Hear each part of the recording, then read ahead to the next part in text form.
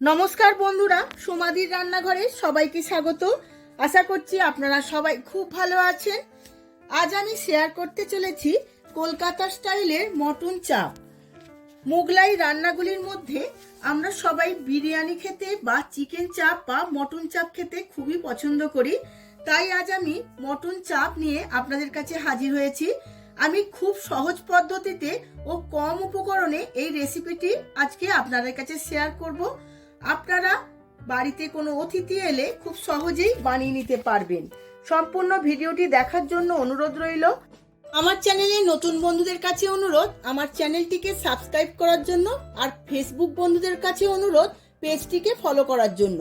চলুন দেখে নেওয়া যাক রেসিপিটি। কলকাতা স্টাইলের মটন চাপ বানানোর জন্য আমি 500 গ্রাম মটন নিয়েছি, একটু বড় বড় সাইজ করে নিয়েছি। প্রথমেই আমি মটনটা ম্যারিনেট করে নেব। তার জন্য দেব 2 চামচ আদা রসুন বাটা আর 4টে ছোট সাইজের পেঁয়াজ আমি বেটে নিয়েছিলাম, সেই পেঁয়াজ বাটাটা। আর দেব 75 গ্রাম টক দই। আমি টক দইটা জল শুদ্ধই দিলাম। আর দেব 1 চামচ লাল লঙ্কার গুঁড়ো, 1 চামচ কাশ্মীরি লঙ্কার গুঁড়ো, হাফ চামচ গরম মশলার গুঁড়ো, আর দেব স্বাদ মতো নুন, আর দিয়ে দেব 1 চামচ সাদা তেল।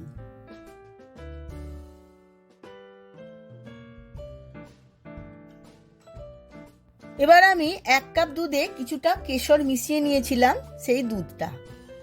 এবার সমস্ত উপকরণগুলো খুব ভালো করে মটনের সাথে মাখিয়ে নেব।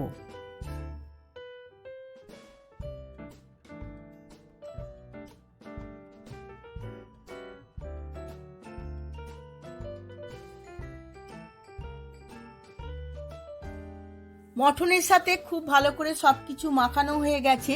এবার সবার শেষে দিয়ে দেব 1 চামচ কেওড়া ওয়াটার। কেওড়া ওয়াটার দিয়েও আবারও একবার মিশিয়ে নেব। এবার আমি 1 থেকে 1.5 ঘন্টা ম্যারিনেটে রেখে দেব। চাপের জন্য আমি একটা স্পেশাল মশলা বানিয়ে নেব। তার জন্য নিয়ে নিয়েছি 12টা ছোট এলাচ, 1 চামচ গোলমরিচ, হাফ জায়ফল, আর 1.5 ইঞ্চির মতো দারচিনি, আর হাফ লবঙ্গ, আর 2টো বড় এলাচ। সমস্ত কিছু ড্রাই রোস্ট করে নেব। এইভাবে আমি লো ফ্লেমে সমস্ত উপকরণগুলো ভেজে নেব যতক্ষণ না সুন্দর একটা গন্ধ উঠছে। মশলাটা থেকে খুব সুন্দর একটা গন্ধ বেরিয়েছে, ভাজা হয়ে গেছে। এবার আমি ঠান্ডা করে গুঁড়িয়ে নেব। ওই একই তাওয়ার মধ্যে আমি হাফ বাটি ছাতু ড্রাই রোস্ট করে নেব।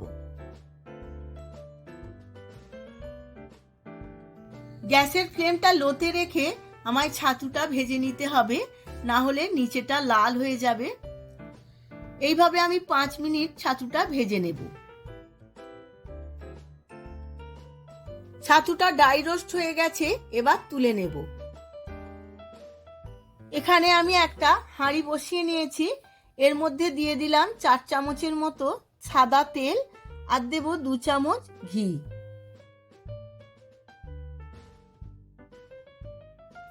তেল আর ঘি খুব ভালো করে গরম হয়ে গেছে।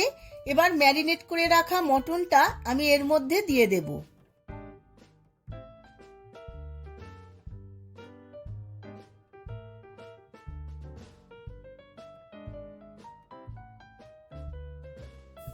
এই সময় গ্যাসের ফ্লেমটা হাই টু মিডিয়াম রেখে মটনটা খুব ভালোভাবে কষিয়ে নেব।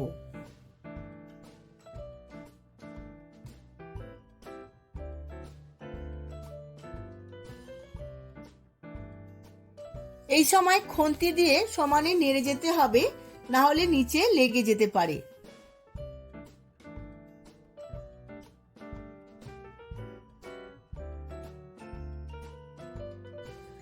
আট 10 মিনিট খুব ভালো করে কষিয়ে নিয়েছি। এই সময় গ্যাসের ফ্লেমটা লোতে রেখে চাপা দিয়ে আরো 10 থেকে 15 মিনিট রান্না হতে দেব।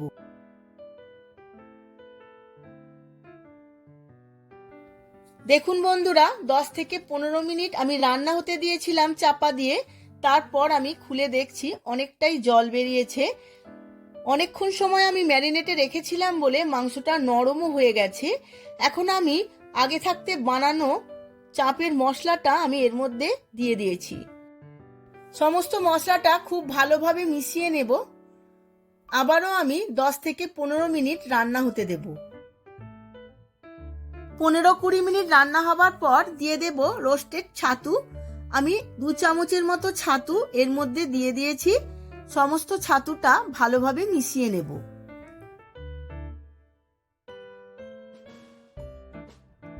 ছাতু দেবার পর অল্প একটু জল আমি ব্যবহার করেছি। এবার চাপা দিয়ে আরো 15-20 মিনিট রান্না হতে দেব।